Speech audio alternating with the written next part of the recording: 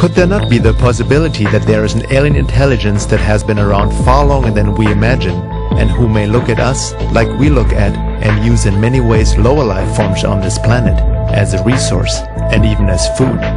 Food doesn't have to be physical, and these beings seem to feed off our emotions and energy.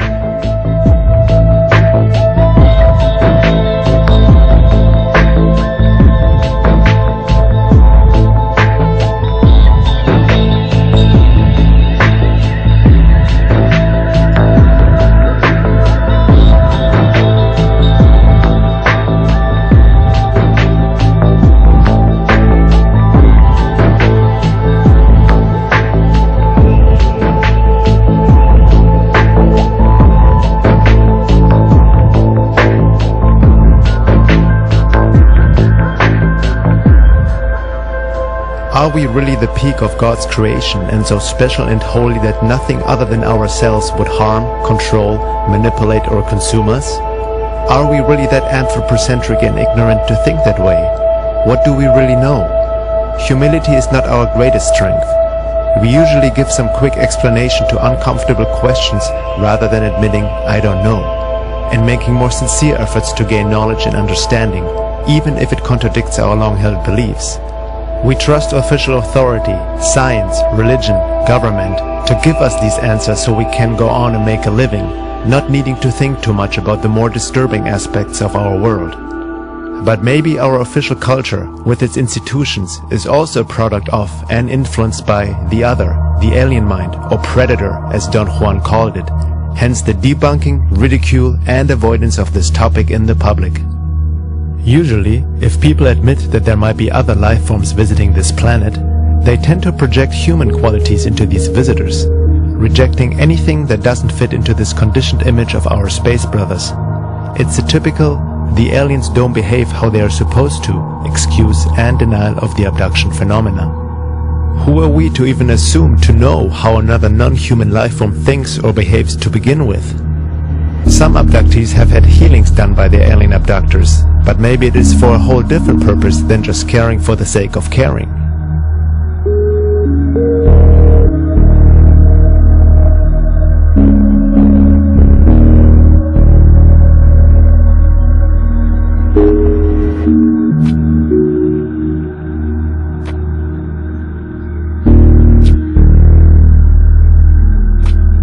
A common explanation in New Age circles is that abductees attract these experiences to them, based on the popular law of attraction and create your own reality concepts, sometimes claiming it's their karma. This seems more like an escape and justification without carefully studying the phenomena. The hyped New Age teachings of today, which many people believe without questioning, shouldn't justify anything that may not look pretty. Millions of children have died in Iraq since the war. Do we also say it's just karma? Or they just attracted it because of their thoughts and just led them to their fate? Can we see the misuse of such popular ideas when dealing with these issues? Carla Turner states in that regard, there is a theory that says abductees who perceive their experiences in a negative way only do so because they themselves aren't spiritually or psychically advanced. Persons with higher cosmic development have positive alien encounters, so the theory goes, and those who have painful or frightening experiences are merely spiritual Neanderthals. This is a pet theory of researchers who claim that aliens, whether objectively real or not, serve as mirrors of our spiritual nature on an individual or species-wide basis. Having worked with so many decent, honest, positively oriented abductees, however, I believe this theory is wrong. It is worse than wrong. It is despicable. As despicable as blaming a rape victim for the violence committed against her.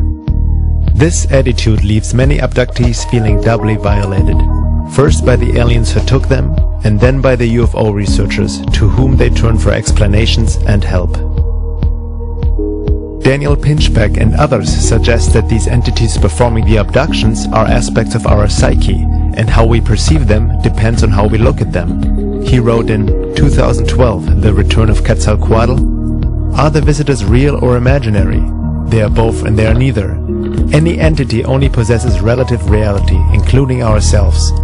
Entities who manifest on other forms of consciousness, such as the Greys, are, at the same time, separate from us and aspects of our own psyche.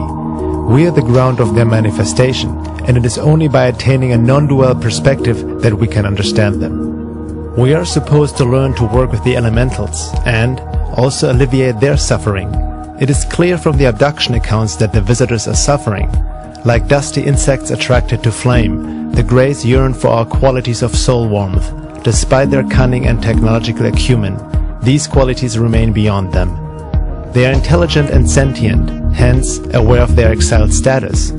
Unable to escape their desouled condition, they desire to draw humans into their lower world, sustaining their half-lives on our subtle energies. They appear to be utilizing their dream world technologies in a serious and desperate attempt to find a way out of their cul-de-sac. Everything exists and nothing exists at the same time. The aliens are separate from us, and at the same time they are part of us. While there is obvious truth to such ideas from a higher perspective, these considerations are useful only for the expansion of perception, but are not useful for practical application. By simply dismissing strange aspects of reality as existing and not existing at the same time, or separate from us and at the same time part of us, is to generalize life with oversimplified spiritual perspectives such as everything is an illusion or we are all one. There is a danger to philosophize and essentially buffer up the issue without seeing the limitations of such higher truths in our state of being and existence. In general, there seems a tendency in the New Age arena and certain progressive conscious movements to come to an oversimplified application of spirituality and quantum mechanics. Also, by defaulting to the assumption that the Grey aliens are beings who suffer and crave what we have, Pinchbeck and others ignore much of the evidence and research that show quite a different picture. Looking at what Dr. Carla Turner and other abduction researchers have found out, it seems more likely that the Grey alien is as much suffering and yearning for our soul warmth as a robot performing certain tasks. The Grey aliens don't seem to be in charge, but are being used as biogenetic working drones by other more powerful beings such as reptilians or insectoids, who oversee the procedures and who actually seem to be able to plug into a Grey alien and work or see through them. Implanted screen memories can also hide and distort of what an abductee has really experienced and paint a false image of what the Greys really are. Screen memories may be unusually vivid dreams, recollections of meeting spirits, or even of friendly interaction with aliens. Hypnosis can get past screen memories to uncover another layer of experience, which is most often less agreeable. I remember just lying there, trying to relax. I'd opened my eyes, I seen a red light flowing across the ceiling, which it almost looked like the Aurora Borealis. Dan and Joyce Aarons say the room was dark except for the unusual light, which they describe as about 4 or 5 feet in diameter. They say it hovered over the baby's crib at the foot of their bed where their 1-year-old daughter Heather slept. Dan says that when he tried to get up, he found himself immobilized. That was the most frightening feeling I guess I've ever had in my whole life, is not being able to move. I was screaming for him to help me because I couldn't move. And I didn't know that he was paralyzed too. And we both sat up in the bed at the same time. And I said, what the hell was that? Dan agreed to an on-camera hypnosis session with Carpenter, during which he revisited that memorable night in 1976, the night he saw the red light over the baby's crib. This time, under hypnosis, he remembers more. He recalls cowering in the corner of his bed as he watched alien beings take his daughter Heather from her crib. He went to the crib. He went to the crib. Picked her up. I can't move. You can't move. You don't have any control over what's happening.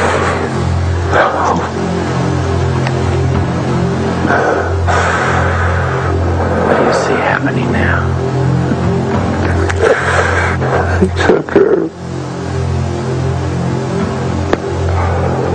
He took her.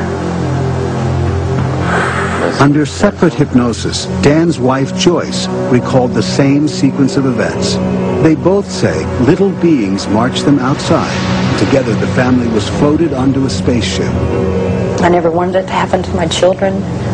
I didn't realize until later that it had.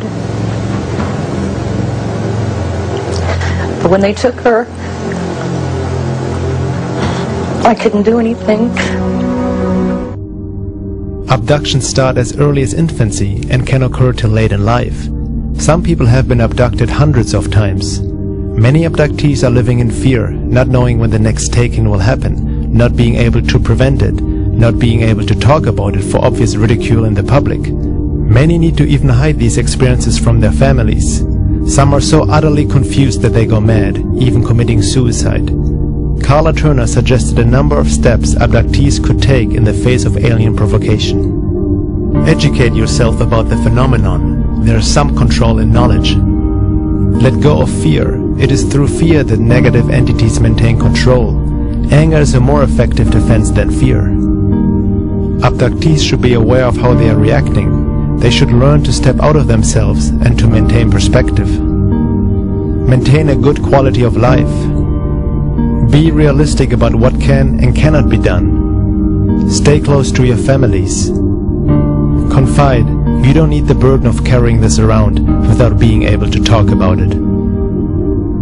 Abductees have reported that anger and getting upset at the entities does actually help.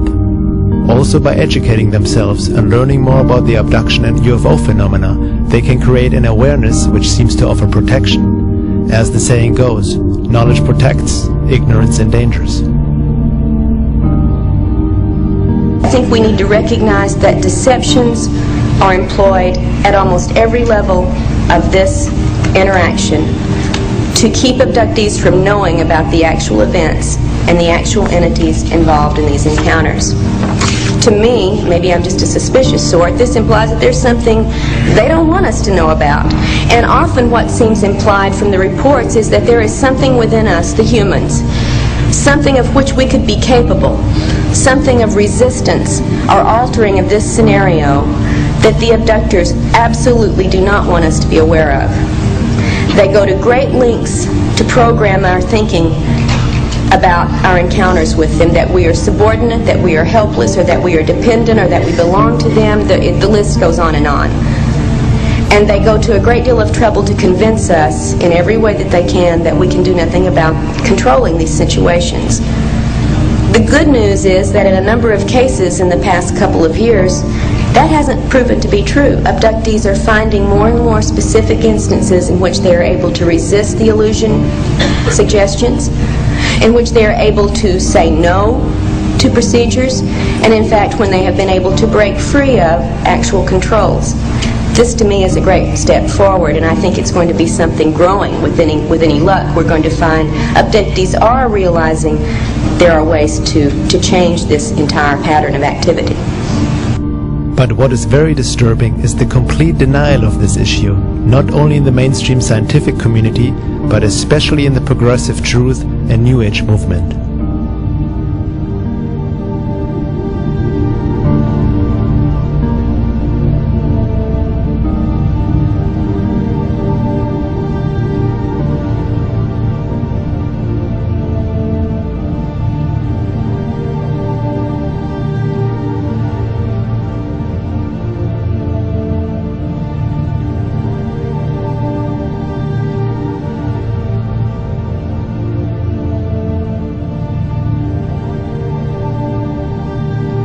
The topic of alien abductions is mostly treated as if it is non-existent, and that is the best way to keep a secret.